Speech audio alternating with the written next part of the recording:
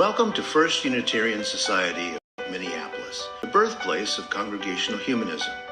We carry on that tradition of free thought today, dedicated to promoting a free search for truth, meaning, and justice. Our web address is firstunitarian.org. I'm David Breeden, Senior Minister. Welcome.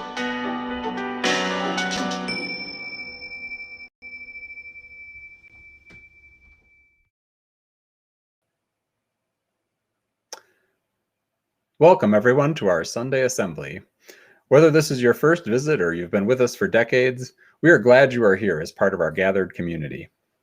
And as part of keeping the community connected, we invite everyone to make use of the chat during Assembly.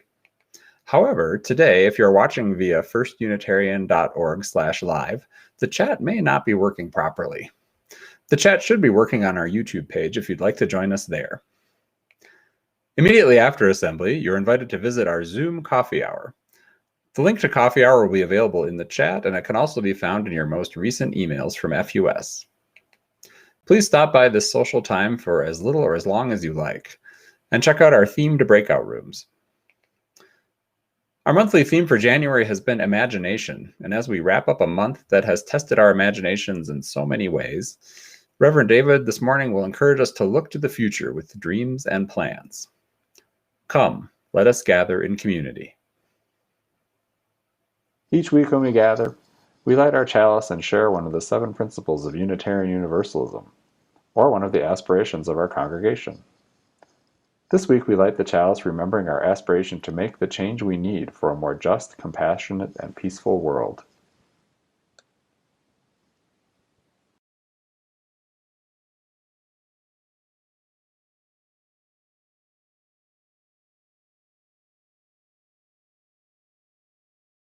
Now for our congregational covenant. Love is the spirit of this place, and service its law. This is our great covenant, to dwell together in peace, to seek the truth in love, and to help one another.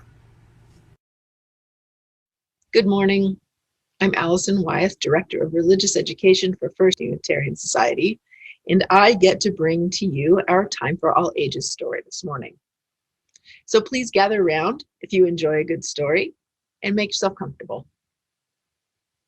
Our story this morning is about a dream, one that seems pretty darn impossible. But before we hear the story, I'd like you to take a moment and think about all the dreams you're holding for yourself, for your loved ones, for our community and our world.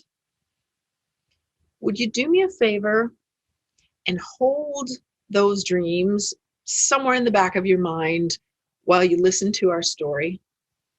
Great. Now, let's hear The Almost Impossible Thing by Başak Agioglu.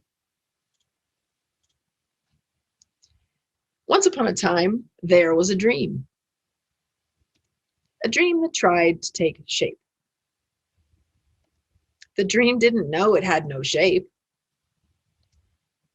or that others couldn't see it at all, unless it was kept in a tiny box and never moved from its place in the closet where the sunlight couldn't reach it. The dream knew none of this. The dream knew only that it was too big for its home and too alive to sit in one place. So it pulled and pushed. It pushed and it pulled until one day, the power of that dream turned its box into a rocket ship that flew into the light and sparkled with every color that people could see, and even a few they couldn't.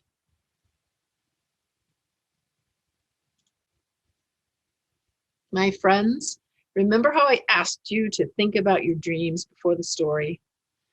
I wonder how many of those are ones that someone might call impossible.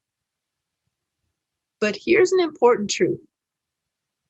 Those dreams you've been holding on to throughout the story, and perhaps throughout your whole life, they need something from you to stop being impossible. They need to be shared, to be brought out of their safe, secret, hidden containers and into the light. You must let them out into the world so others can be inspired and perhaps even join with you in planning and creating something amazing that flies and sparkles. I, for one, can't wait to see what you dream up. You gotta hold on through the night, hang on, things will be all right.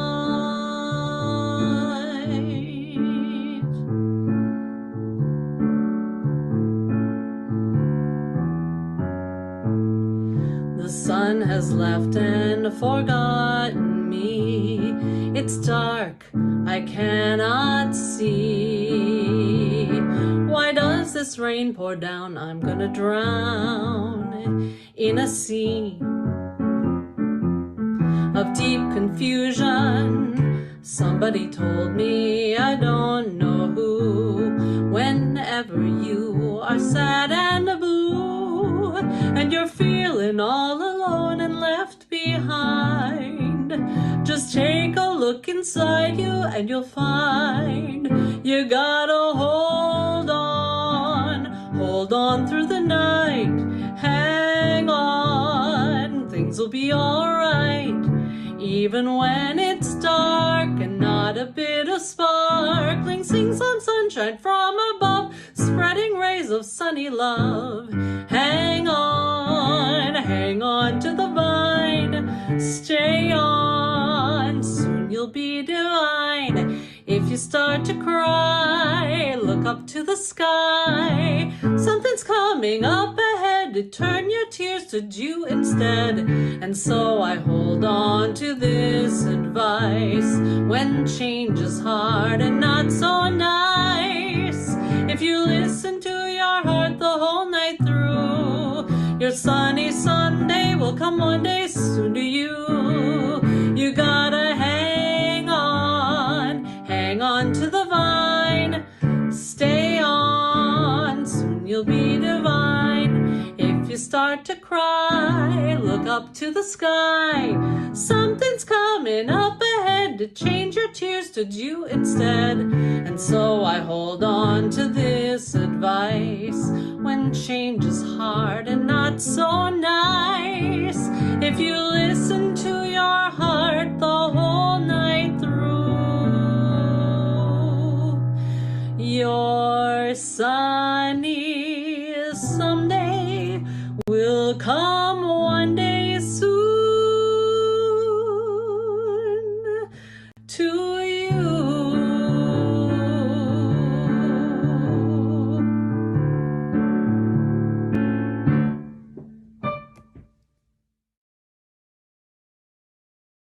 After more than a century practicing congregational humanism and bridging the gap between the religious and secular worlds, First Unitarian Society of Minneapolis is still unique in our pursuit of a community that values and promotes the open-eyed and evidence-based free exchange of often dangerous ideas.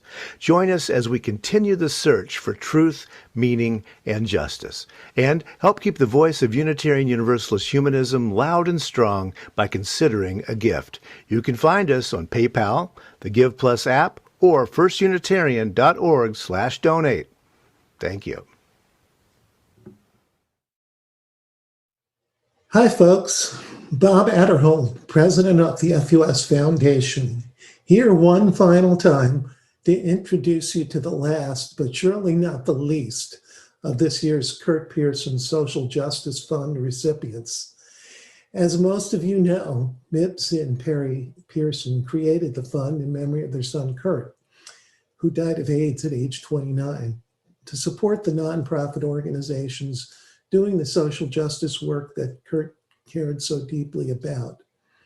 Annually, FUS members nominate nonprofit organizations, which then apply for a grant, and a vetting team chooses from among the applicants.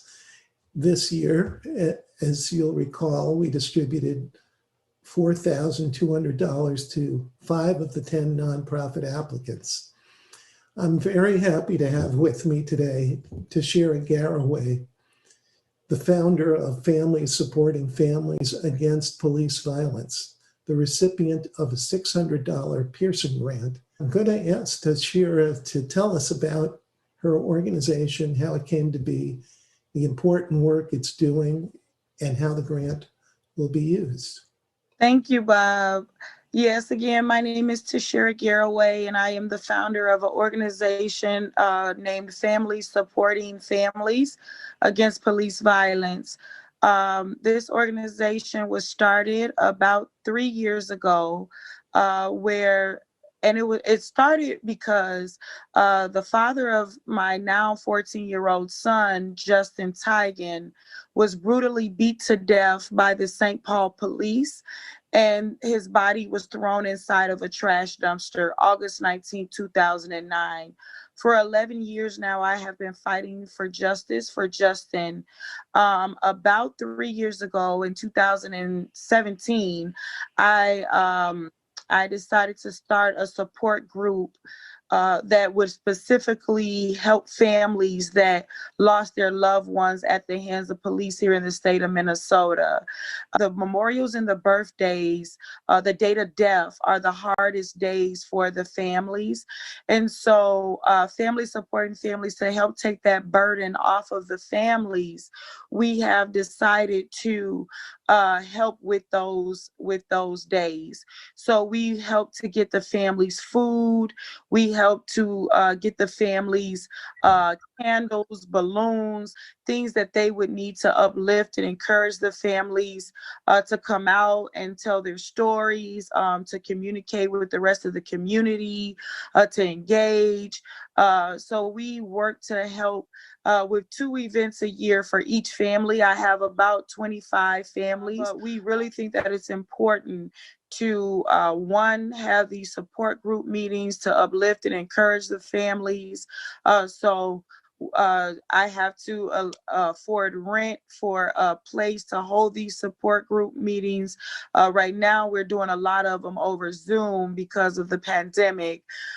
But prior to that, we were meeting every week, twice a week, every week. One meeting was for our families to talk about our feelings, what we were going through. And the other meeting that we had would be to engage with other organizations in the community, as well as building relationships with people in political seats. So we've had the governor to meet with us a few times. We work closely with the NAACP. So we're working very hard to build relationships in the community, to talk about the different changes that we would like to see. Everybody who does work with your organizations is a volunteer, right? Including yourself. That is correct. And that's what's hard for me, because right now I can't pay anybody, because I'm not even getting paid. So I still work my job. I still work a job. And sometimes I'm even kind of amazed how far, Bob, I've been in rooms that I've never thought that I would be in. I've been to the governor's mansion, and sat down at the table with legislators. And when Justin was murdered, there was no movement. People didn't know that people were being murdered unjustly. And I was living in fear for my life at 23 years old. I was scared for my life, and I still am. Mm-hmm. But I'm just fighting through the fear. Mm-hmm. I was so young, and I had a 3-year-old baby. Mm-hmm. So all I knew was my little baby and Justin. I would go to work every day. I'd come home, spend time with him and the baby. He'd go to his overnight job. And we do it all over again the next day. We were a little young couple with a baby, engaged to be married. I still have my engagement ring. We were looking for our first home. We had got approved the day before he was murdered. We were looking for our first home together. We had got approved through the bank. I am someone that has lived this. Right. And I know what it's like. And I just think that the work will never end, because it's been 11 years for me and it still hurts very, very bad. And I think that it hurts so bad because he was a human being and he just didn't deserve that. That what I see for the future is us having our own facility where people can come and just talk and be there. If they don't want to be at home, they can be there, a safe place. I hope to be able to have mental health practitioners directly through my organization. Well, it's pretty clear to Shira where this organization needs to go. And I sure hope we can find a way to continue to support it. I want to thank you guys so much from the bottom of my heart. And on behalf of all of our families, I just want to thank you guys, and God bless all of you. I pray that we continue to work together as human beings, but most of all as God's children. Thank you. Well, thank you, Toshira. We're delighted to be able to support this incredibly important healing work that you're doing and the advocacy work that you do on behalf of the families who have experienced the type of trauma that your family experienced. Thank you once again.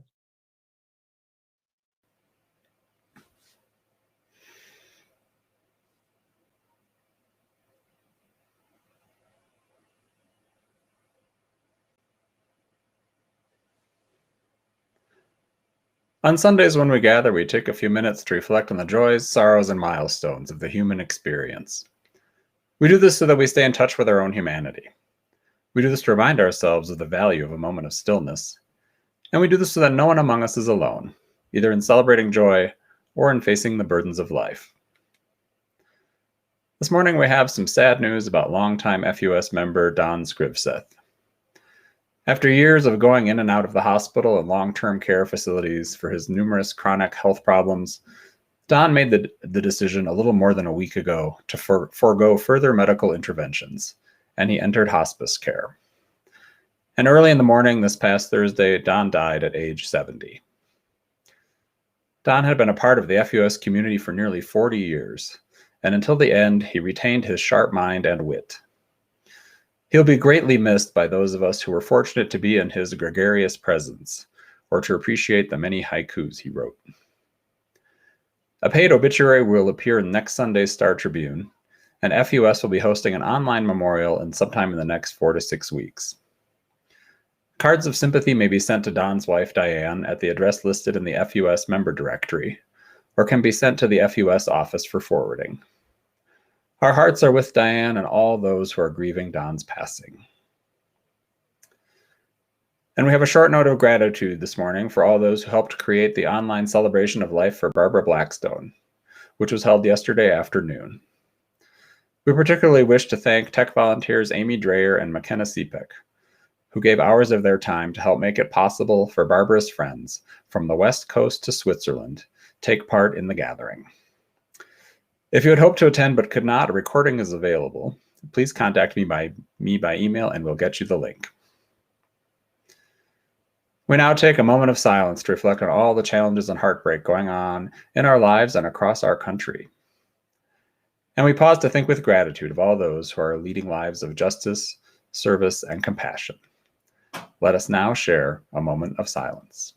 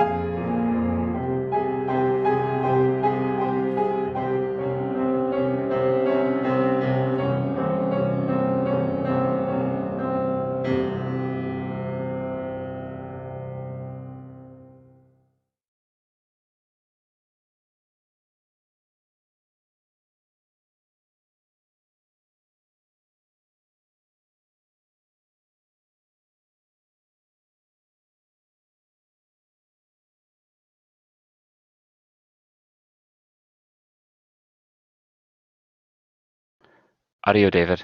You're muted. You're unmuted. I got you.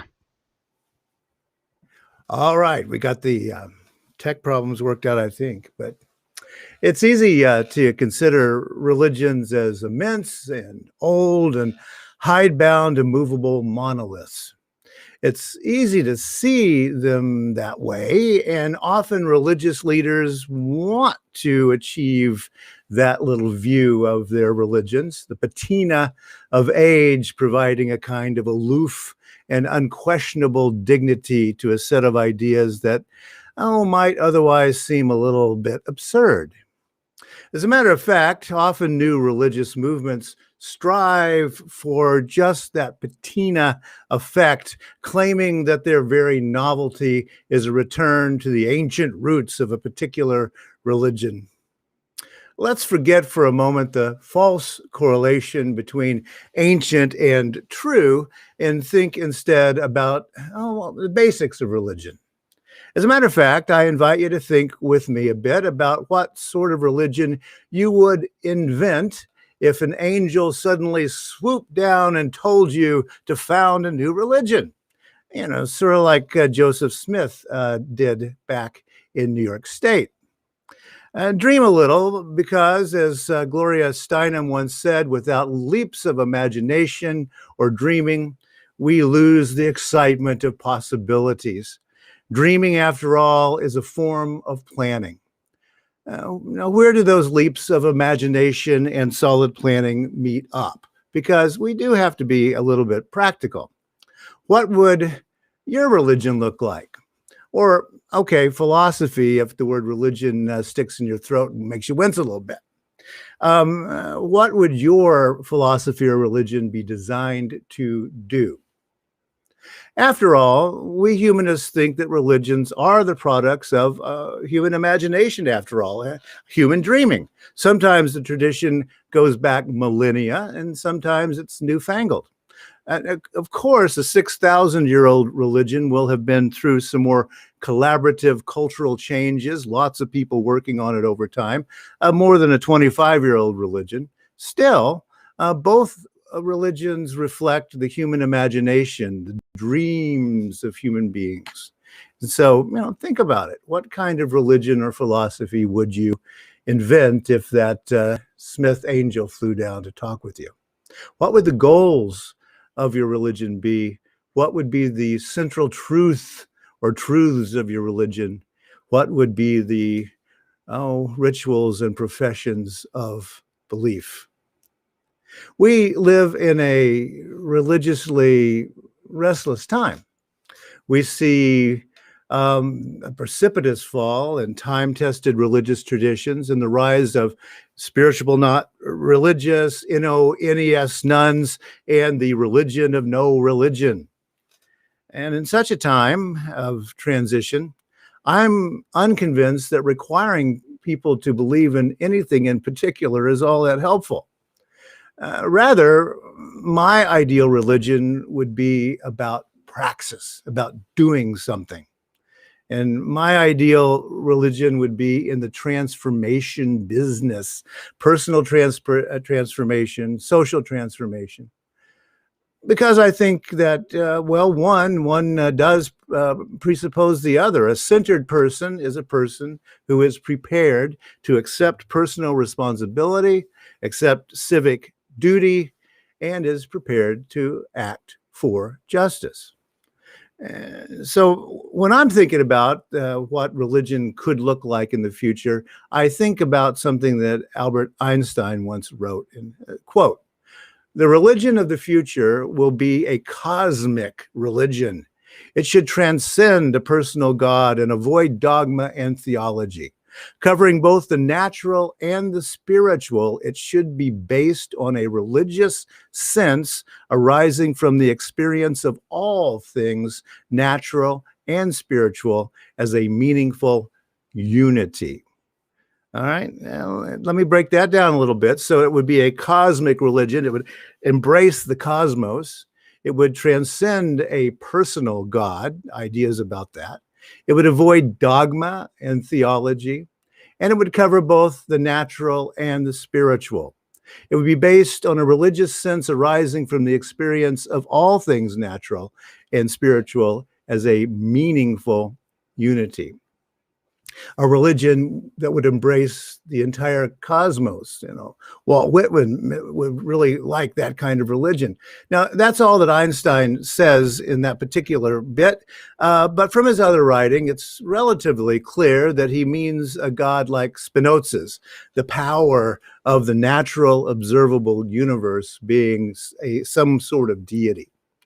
Einstein wanted to see a religion that avoided dogma and theology. So there's no must-dos, there's no creeds or unscientific speculation, no claims about what some sort of God would want, just wonder and awe. And he wanted to see a religious sense that arose from that awe and wonder of both the natural, that's the objective, observable reality, and also our subjective realities. And those would create the wonder and the awe that then would lead to this life of spirituality and action. Needless to say, Einstein's religion is not the dominant religion in the United States today. In the US, we have made a fetish of individuality, which is why probably we're so keen on inventing personal gods. Einstein and Spinoza understood that personal gods underwrite and obey individual egotism and narcissism. My ideal religion would oppose individualism and solipsism, insisting upon social participation, communal good, and engagement in community. Like Einstein, I would embrace an idea from the German philosopher G.W.F. Hegel, who thought that the generative freedom of not knowing was very, very important. Hegel calls that the fluidity of thought, which is itself a precondition of enlightenment, not knowing and accepting that. Fluidity, embracing the mystery, and no irritable reaching. The British humanist philosopher Harold Black said, humanism is about the world, not about humanism. And that's something too many humanists forget about, including me. I really enjoy philosophical and theological thought, actually. And like too many humanists, I too often neglect to talk about what humanism means to people who choose it as a way of living life on this planet. In other words, I don't have to dream up a religion. Humanism is my ideal religion. It's only that I forget that my humanism is not the humanism for anybody but me. There are a whole lot of humanisms for a whole lot of people who practice them. That's what makes me both supportive of and concerned by the wholesale exit from organized religion that is occurring in our time. Of course, I'm supportive in that I do not believe that creed-based religion can ever reflect the freedom that the individual mind requires to fully embrace the meaning and the purpose of our existence. That fluidity of thought, which is itself a precondition of enlightenment, as Hegel put it. I don't think that ready-made, off-the-rack traditions can meet the needs of individual people. One size fits all doesn't work well for hats or for shoes or for religions, for that matter. So I'm excited by the wholesale questioning of religion in general that is going on in our time. I believe that the questioning is often on firm moral and ethical grounds. On the other hand, I am concerned that people are leaving congregations because I believe that congregations, or at least stable small groups, are a central way we human beings support each other, care for each other, keep each other sane, question each other. And, that was the insight of the early Unitarian humanists like John Dietrich. The columnist David Brooks was at one time solidly conservative, but developments in recent years have kind of made him waver a little bit on that. Recently, he wrote in a column, quote, Others have to be reminded of the basic rules for perceiving reality. They have to be reminded that all truth is God's truth, that inquiry strengthens faith, that it is narcissistic self-idolatry to think you can create your own truth based on how you feel. There will probably have to be pastors and local leaders who model and admire evidence-based reasoning, wrestling with ideas, end quote. Now, I don't think there's any God's truth out there, except insofar that I'm a religious naturalist, and God's truth is the mathematical truths of the universe. It's the laws. With that, I agree with Spinoza and Einstein. As a humanist, though, I absolutely agree with David Brooks that inquiry strengthens faith. As a matter of fact, I'd go so far as to say that inquiry is an act of faith, or is faith. Seeking meaning and purpose in a cosmic reality that pretty clearly does not care about what we humans do, well, that questioning that we do then creates the faith that we have, or I guess I would rather call it belief. And I adamantly believe that it is narcissistic self-idolatry to think you can create your own truth based on what you feel. I agree with Brooks on that one. That's why I believe that philosophy and religion and living a life are best accomplished in community, supportive, nurturing community, but community that's strong enough for each to question both themselves and the ideas of others, supporting each other's journeys, as we say in our aspirations, but not hypnotized by the truths we're finding on our own journeys. Then David Brooks adds, there will probably have to be pastors and local leaders who model and admire evidence-based reasoning, wrestling with ideas, end quote. Now, at this moment in American history, I would say there's no probably about that.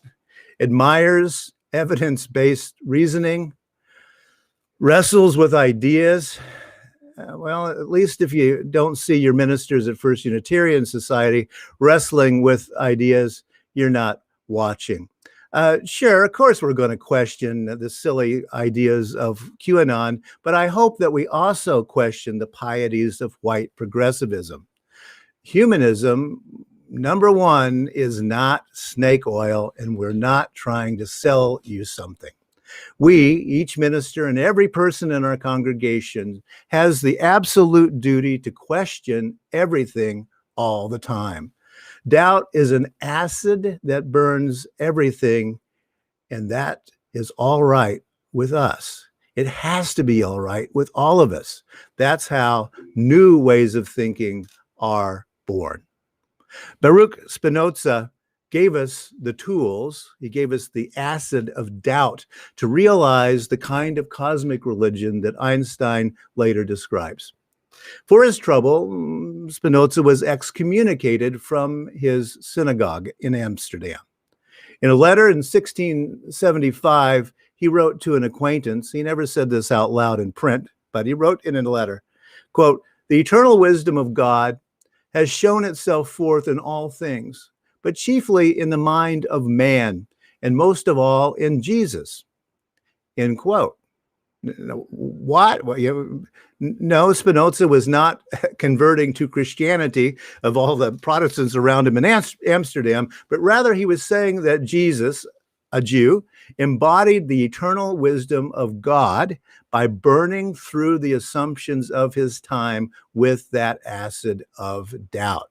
That was his ideal. It was a very human thing that Jesus did, according to Spinoza. Spinoza was crystal clear that we must have freedom of religion because individuals cannot be authentically religious without the freedom to deeply question religions and even to stop being religious, as did he. In that, Spinoza was right along with John Dietrich when Dietrich wrote this. For centuries, the idea of God has been the very heart of religion. It's been said, no God, no religion. But humanism thinks of religion as something very different and far deeper than a belief in God. To it, religion is not the attempt to establish belief in a supernatural power, but rather the upreaching and aspiring impulse in a human life. It is life striving for the best kind of fulfillment, and anything that contributes to that fulfillment is religious, whether it's associated with an idea of God or not, end quote. Very different and far deeper. That's what Spinoza was saying as well. It's what Einstein was saying. And the Jesus that Spinoza saw in the Christian Gospels said, question everything. Something very simple has been ripping Christianity apart for a very long time, at least all the way back to the Protestant Reformation.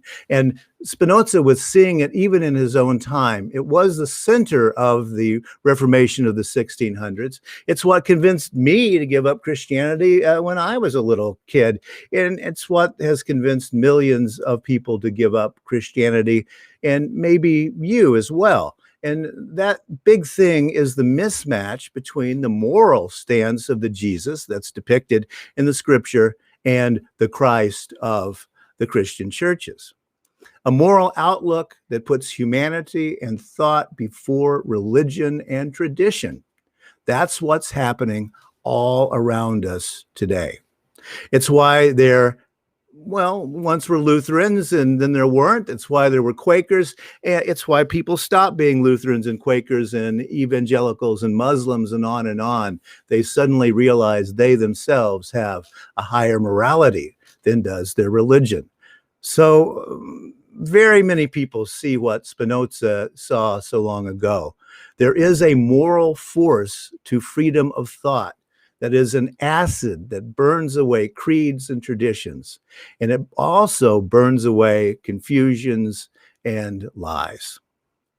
And remember that quote I had from Harold Blackham, the humanist philosopher. Humanism is about the world, not about humanism. There are many, many humanisms.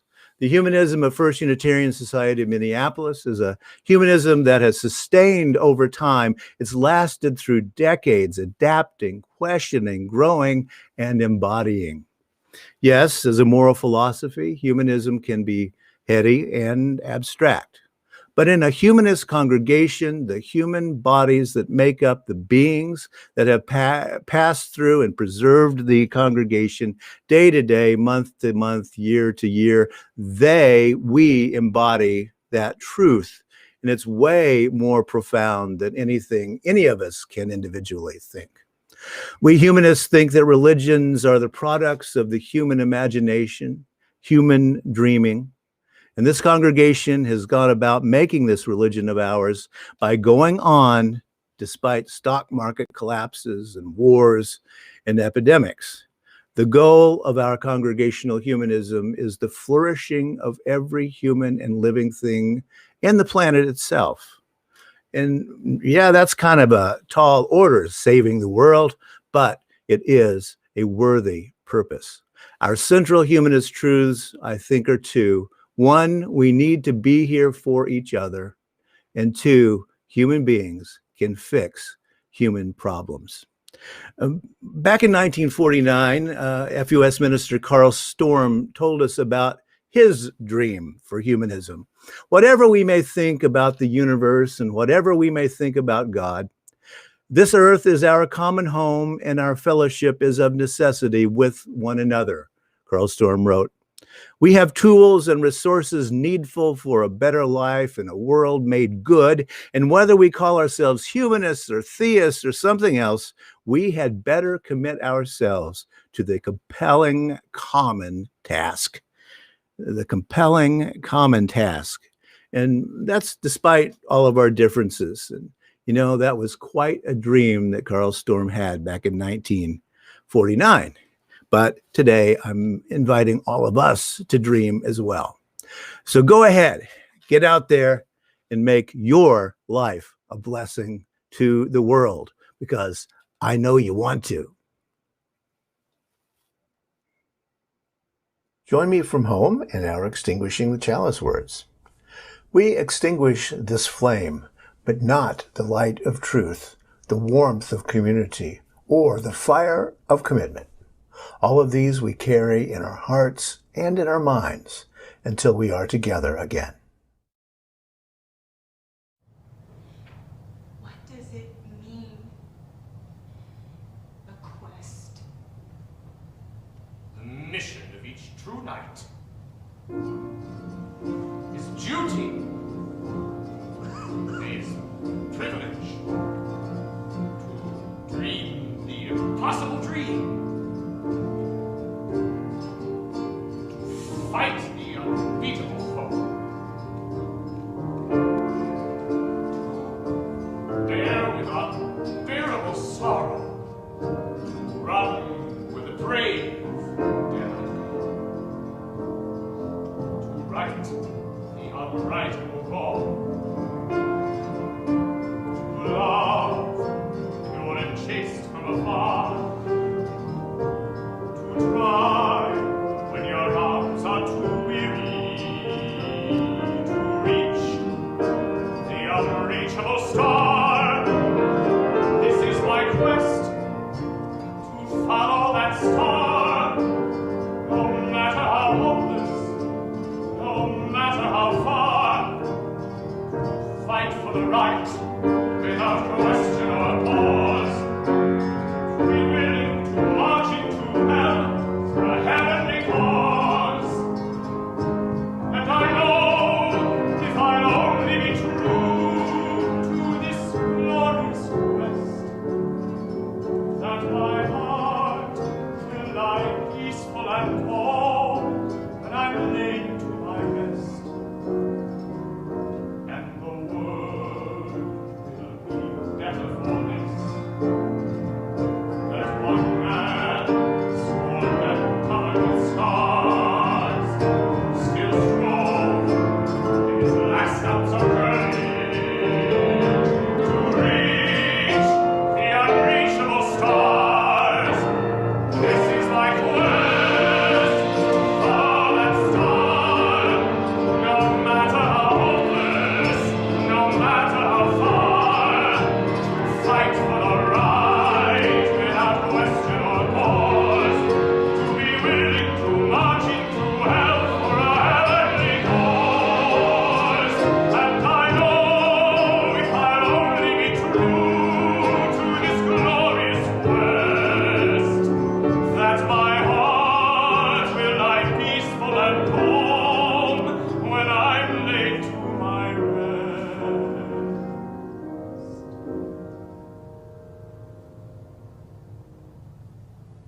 And the world will be better for this. That one man, scorned and covered with scars, still strove with his last ounce of courage to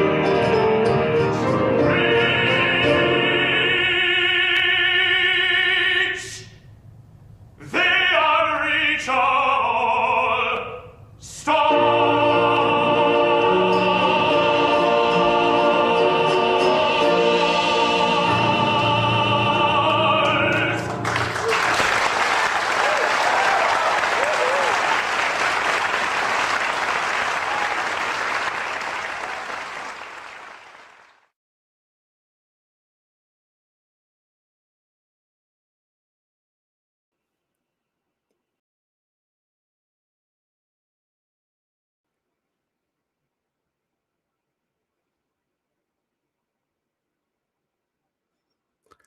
Thanks so much for joining us today, and keep dreaming those almost impossible dreams. Theodore Parker, the Unitarian Transcendentalist abolitionist minister, wrote, "Be ours a religion which, like sunshine, goes everywhere. Its temple, all space. Its shrine, the good heart. Its creed, all truth. Its ritual, works of love. Its profession of faith, divine living. So may it be."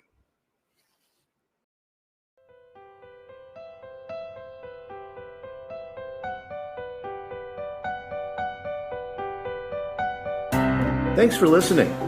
You can find much more about humanism and what's happening at First Unitarian Society in Minneapolis by visiting our website at firstunitarian.org.